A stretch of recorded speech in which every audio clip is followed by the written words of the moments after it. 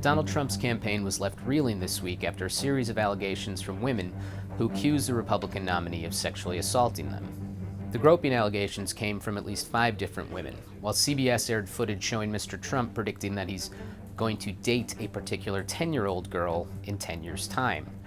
Meanwhile, a number of former beauty queens claimed that Mr. Trump had walked into the contestant dressing room when he owned the Miss Universe pageant, including in rooms where girls as young as 15 were changing at a contest for teenagers.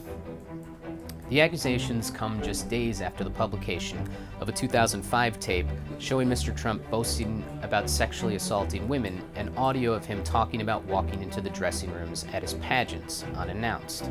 He has rejected the accusations, denied ever acting on his boasts, and threatened to sue the New York Times, which published the stories of 2 of the women.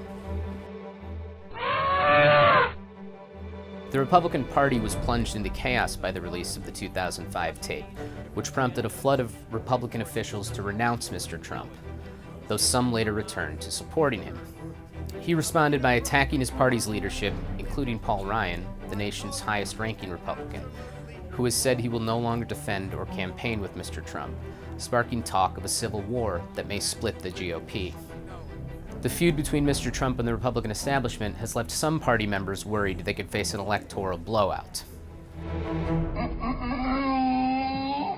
Hillary Clinton, meanwhile, is dealing with a drip of revelations from hacked emails being released by WikiLeaks and other outlets, including ones in which she praises Wall Street banks, which may compromise her appeal with progressives.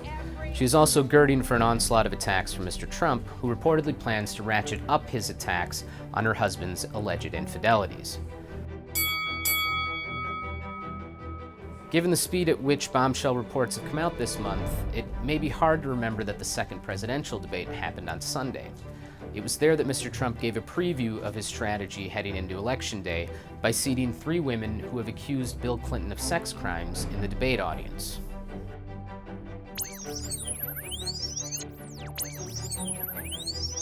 As the candidates gear up for what is likely to be an explosive final debate next week, polling averages and the FT's U.S. Politics poll tracker show Mrs. Clinton mounting a potentially insurmountable lead over Mr. Trump, which could threaten the GOP's Senate majority.